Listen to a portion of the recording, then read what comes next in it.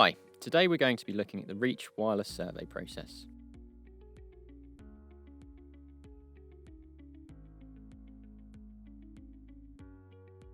To prepare the survey kit, first remove the front cover of the survey kit hub. Insert 4 CR123 batteries as shown. Polarity is indicated on the PCBA. Next, flick the power switch to the on position. The screen should show the Reach wireless logo. Press the Enter button to continue.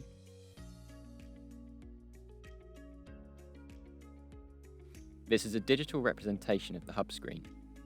Survey is used for the point-to-point survey. Scan should be performed before the point-to-point survey. It will let you know which RF channels are congested so that you can avoid them. Settings is only used to pair and unpair the mock detector device. The first step should be to scan.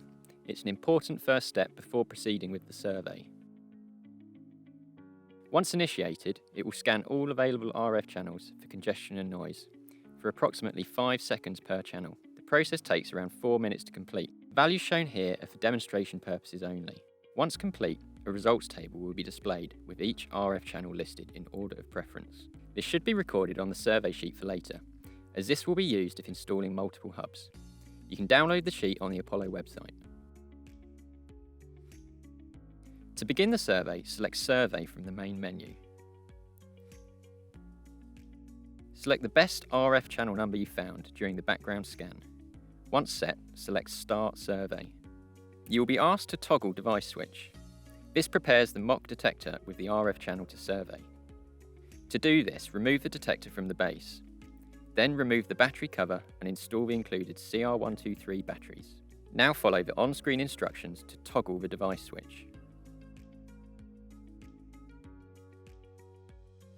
Once the device is powered on and paired to the hub should display a live readout of signal strength in dBm.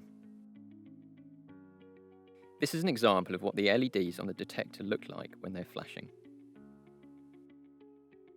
The LED readouts indicate suitability for a product to be installed in the location being tested.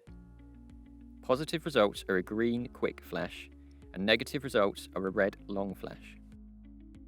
Results are often followed by a 1-second blank.